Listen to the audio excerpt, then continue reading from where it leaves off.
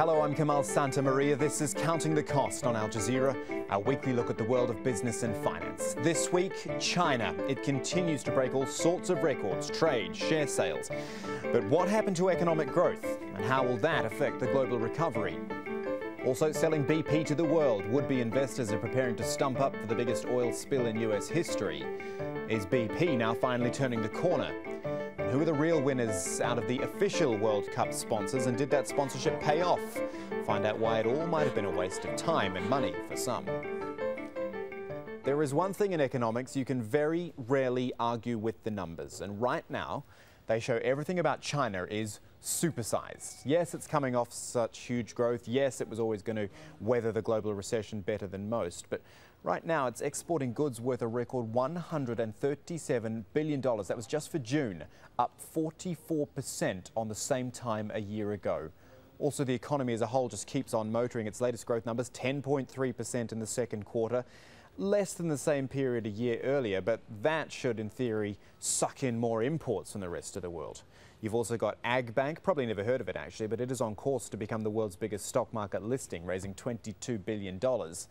And if that isn't enough, China keeps spending money overseas, almost $12 billion in Argentina and Sierra Leone on rail networks and mines. A lot for us to get our teeth into here. We'll begin with Azza Sukri taking a look at these extraordinary numbers.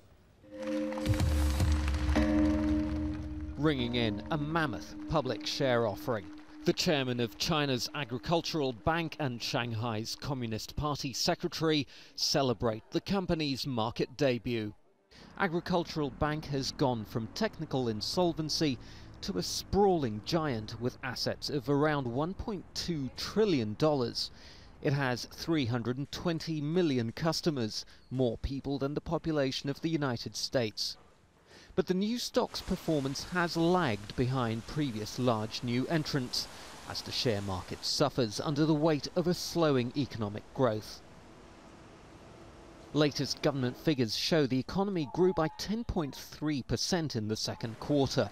It's still one of the fastest growth rates of any major economy, but for China it represents a significant drop. The first quarter saw an expansion of 11.9%. It's a reflection of the persisting weakness in China's major export markets in the West. But the slowdown is also a result of the government's deliberate attempts to prevent the economy from running out of control. The moderate slowdown of China's economic growth is conducive to preventing the economy from overheating and is good for us to strengthen measures of structural adjustment and growth pattern changes. As the global economic crisis began to hurt the US and Europe in 2008, China put in place major stimulus measures. It allowed banks to lend more freely and consumers to borrow more easily.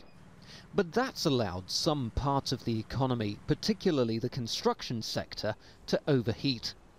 Recent measures to tighten credit have now started to take effect. I think there's definitely more stimulus to come, and I think it's probably slowing a little bit faster than they had expected to see. Or the broad brush that they used to cool the property sector has probably had a little bit more of a tangible effect on economic growth than they were expecting. China's long had to temper its rapid economic growth against the prospect of runaway inflation. With the global economic recovery looking shaky, that balancing act could get even tougher in the months to come. And not only is China shaping the global economy, it's got an opinion too. We often talk about the credit ratings agencies, Fitch, Moody's, Standard & Poor's. These numbers, though, they come from the Chinese agency Dangong Global. It reckons the United States and United Kingdom are no longer members of the coveted AAA ratings club. Germany now on a par with China at a AA+ rating. And France joins the UK in the AA- club. Why are these letters important? Well, for the first time, it's a Chinese company running the ruler over more than 50 countries, challenging the dominance of the big three agencies. And its ratings, importantly in these times, are based on a country's ability to pay its debt. Dangong has blamed Western credit rating agencies for their role in the global financial crisis, saying they provided the wrong information to the world. Let's throw it over to London now, where Sama Al-Shahat has more on all of this. And to tell us more about China's growing economic and financial might is Jan Randolph, head of sovereign risk at IHS Global Insight, and he's joining me here in the studio in London. Jan, thank you so much for coming in. Now tell me, we really are seeing a new financial world order that has Chinese characters. Absolutely. I mean, China's effectively leading the world out of recession, growing at over 10%, and it's supporting growth in other parts of the world as well. But on top of that, their finance, their banks, they're big capital exporters. They buy bonds from the US, they buy bonds in the Eurozone. And when they have question marks about the Eurozone and they don't buy as many bonds, then the European governments worry. So their influence extends in all different ways. But yes, they're powering ahead. And if you stand back, they're getting larger and larger on a relative basis as well as an absolute basis. We've just had the story on China's rating agency, which has rated America and other countries differently. I mean, does this not surely tell us that China is also assessing and evaluating risk and creditworthiness differently? Absolutely. I mean, there's always been a problem with only having 3 rating agencies. Many have argued we need a lot more. And those 3 are both, all 3 of them are either American or British. And people say, well, is there not a bias in that, being located in America or the UK? And so the Chinese says, no, we're big enough. We have the intelligence. We can do our own ratings, and that's what it's been urged from them by their politicians. But interesting enough, they've rated countries differently from the usual 3 rating agencies. Now, why do you think that is so? Well, what is a rating? A rating is basically a credit opinion. Now, a good credit opinion will obviously have to collect the relevant facts about a country, its debt, its earnings, and all these issues to do with credit risk. But it's also a judgment. It's saying this is the political risk in the country, or this is the the economic structure, or the quality of the banking system. So there's judgment calls here, and that is where opinion can come in, and perhaps a bit of bias. So there's a door open for bias in all credit ratings. And do you think maybe the Chinese are much more sympathetic to the role of government involvement in financial sectors? Yes, it's interesting. The methodologies, the way in which we do a credit rating, we'd normally look at the same kind of raw material, the hard numbers. But there's also an emphasis on the quality, what kind of economic system is good and what kind of economic system is not so good. And it's true, if you compare the big emerging market nations, the Chinese rating agencies mark them higher, better quality than the current Western 3 rating agencies. And it really boils down to this idea of the state involvement in the economy and in some cases the banking system. The Chinese don't really have a problem with that. After all, it looks more like their own economy and their own banking system, where they've still got big state-owned companies and big state-owned banks. They think that's normal. They don't see that as a problem. Whereas in the West, we've brought up to believe and persuade each other that what is ideal is a market-based economy. And we used to have state involvement in telecoms and in gas, but gradually that's being withdrawn, in some cases completely, and we're moving towards a more market-based system. And so we see state involvement as more of a problem than a good. Do you think because of the financial crisis that maybe economists and economies in the West will start looking more towards the state sector as being an engine of growth, or do you think, no, we'll keep on relying on the market again? I think what will happen is there's certainly deep reflection about what kind of banking system we should have now, for example, the cause of the crisis, if you like, and the cause of the recession last year, and what kind of economy more generally. I don't think we'll go back to the 50s and 60s and 70s where the state had the commanding heights, the biggest energy industries, owned the post office and owned the public utilities.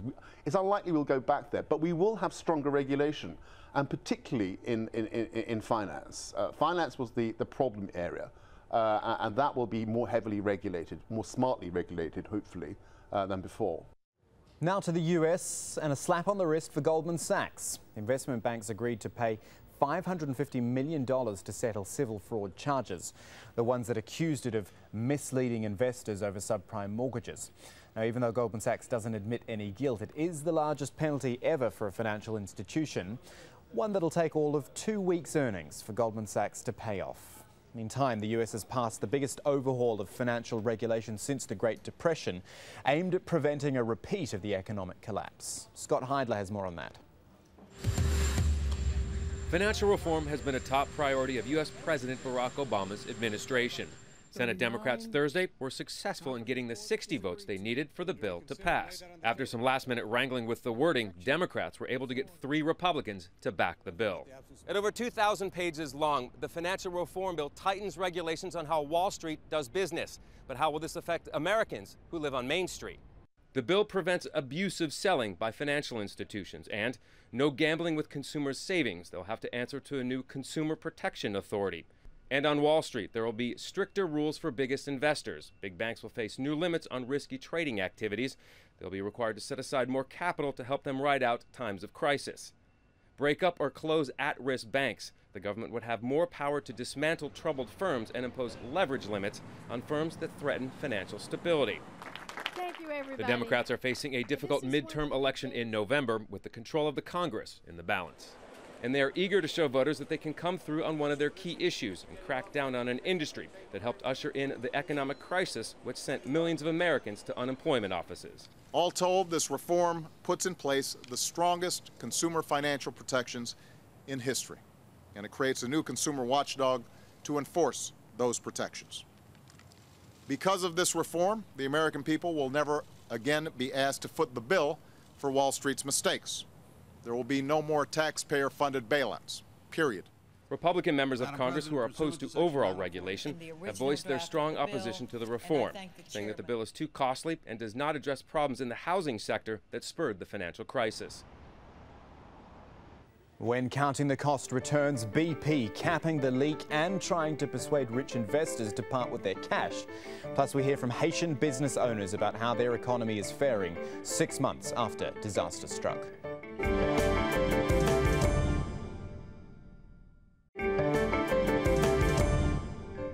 Welcome back to Counting the Cost, your weekly business and finance stop right here on Al Jazeera.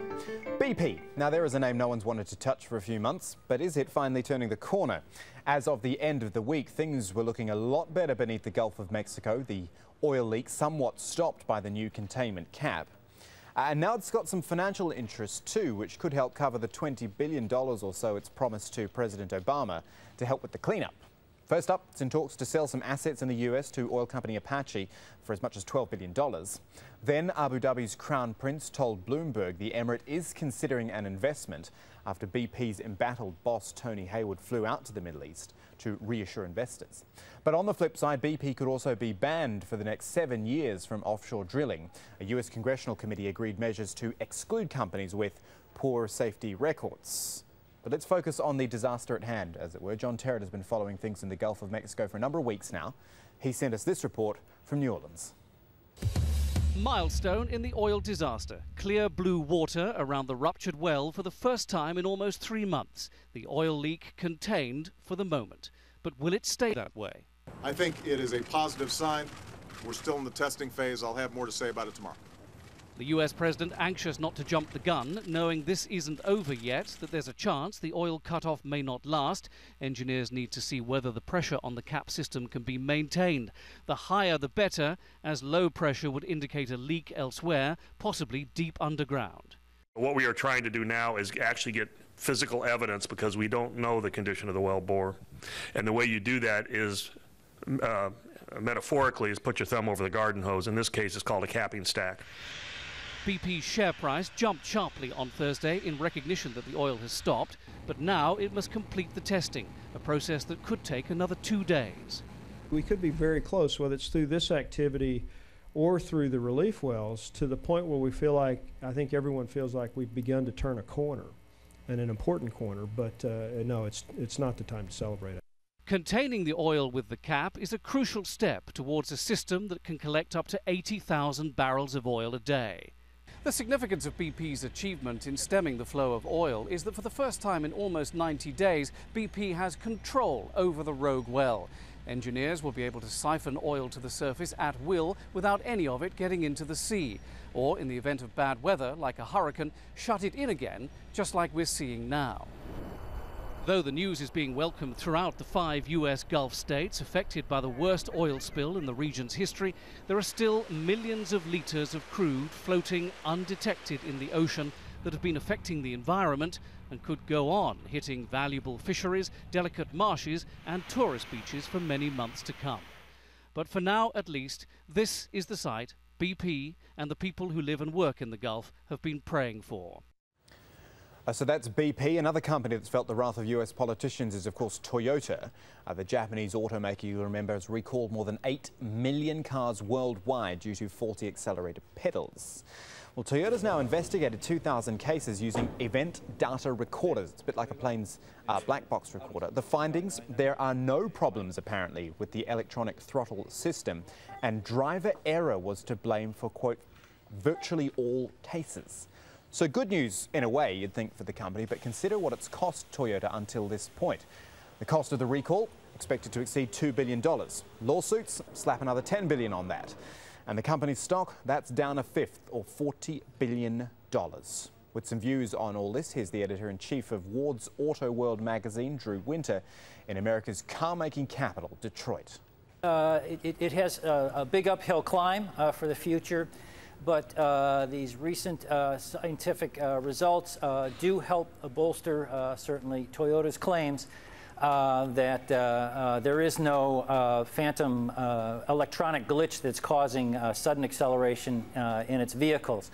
And to those of us who have been following claims of sudden acceleration in the auto industry for 2 decades or more, this is no surprise.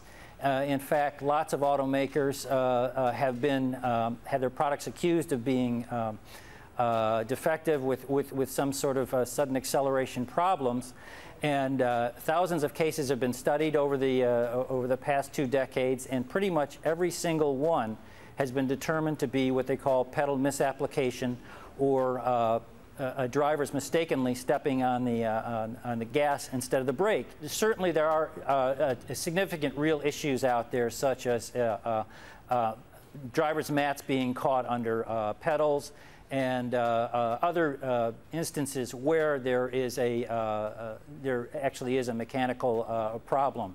But in the cases where drivers have complained of the car suddenly taking on a mind of its own and being impossible to stop, those type of cases almost always have been revealed to be pedal misapplication. We're going to look at the Football World Cup again this week. I know it's over, but there is some interesting stuff out there about sponsorship of the tournament and how being an official sponsor doesn't necessarily make a difference. We've got a survey carried out in Britain. It made for some interesting reading. People apparently thought McDonald's and Coca-Cola had a long history of supporting sporting activities, ironically, which would account for them doing so well out of the World Cup. That plus the bombardment of catchy ad campaigns. This is peculiar, though. The official beer of the World Cup was Budweiser, but certainly in Europe it's not linked with football, whereas Carling and Carlsberg did the same, if not better, through their prior associations. Same again with Powerade. It's an energy drink pretty well known throughout the world. And another official sponsor, but British audiences decided rival Lucozade Sport was more associated with the World Cup by more than double. But perhaps most telling is this: almost a third of those polled thought Sky Television was showing the World Cup. It wasn't. It had no broadcast rights, but because people associate it with football, they ignored the official broadcasters. Let's talk more about this with Alexa Arrowsmith. She is a marketing expert with Engage Research. Alexa, perhaps I'm oversimplifying a bit here, but the sense I'm getting from the survey is that the idea of throwing all your sponsorship eggs into one big one-off basket is actually a flawed idea. Gosh, that's a bold statement, and I probably wouldn't go so far as to say flawed. I suppose I would say that some of the brands who've associated themselves with the World Cup perhaps haven't got all of the benefits of doing so. You know, the World Cup's an amazing tournament. In England, there is so much excitement. People look forward to it for years, and there's ups and downs, there's emotional highs and lows throughout it. And for a brand to be associated with that, there's an enormous amount of benefits. From the study that we did, we found out that some of the brands who had officially associated themselves with that tournament perhaps didn't get all the benefits of some of the brands who were unofficially connected with it, and vice versa. So a lot of mixed responses from people. I think what we did find, which was really interesting, was that when brands have a long-term association with the sport or with sport in general, that's when people can really understand why they have an association with World Cup, and they put those two things together, and that's when those benefits really get transferred. So in other words, a sponsor has really got to respect the consumer, because the consumer seems to be clever enough to realise, or put it this way, not to look at an advertisement for Budweiser or Powerade during the World Cup and go, oh, I'm going to have a Budweiser or a Powerade right now. Exactly. They're increasingly marketing savvy. However, we should say also that we ask people what a brand would need to be to associate itself with the World Cup. And they said that a brand should be a healthy brand, a sporty brand, perhaps a brand that was targeted at men. Sorry for interrupting you, Alexia. Not necessarily a description that... Coca-Cola and McDonald's cashing in big time when they are arguably not the healthiest or sportiest brands in the world. Exactly, yes. They don't really fit that description, neither does Mars, who also did very well out of it. So what that says to us is that marketing can work, and people almost don't mind those brands being associated, so long as their behaviour is true, honest, and they're genuinely supporting those sports, then that's okay. They understand that positioning, and they're happy to be marketed to in that way because they feel that the brand is giving back as well. However, if a brand doesn't really live what it says and behave in that way, then it's not going to work so well. Alexa Arrowsmith there from Engage Research. Thanks, Alexa. You too. Thank you. Finally, Money Talks, our new weekly segment here on Counting the Cost, where we take a business question to the streets and see what the people have to say. And this week we are in Haiti, 6 months after disaster struck, asking, is Haiti's economy recovering from January's earthquake? I don't sell anything. The economy is dead. There is no one to buy anything from me. Sometimes thieves come here and rob me, and what I have left, no one comes to buy. Before it used to be better. Now you cannot sell anything anywhere. The situation is very hard. I have 7 kids and we live in a park. My mother has 11 kids and none of us can make money. We have no house and we are living in misery.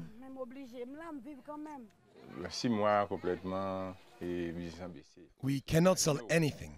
The marketplace collapsed. I lost all my property. I lost all my business. So that is Haiti there, and at the start of each week our Money Talks topic and location will be posted on our Twitter page, where we will happily take in your opinions too, even if you're not in that particular city. At AJ Counting Cost is the Twitter name to search for to have your say, and we might even share your views on air. Also hit the program's link at aljazeera.net/English to get to our main page. This episode will be posted there in full, along with previous shows, blogs and web-only content. But that is it for this edition of Counting the Cost. I'm Kamal Santamaria from the whole team. Thanks for joining us. We'll see you next time.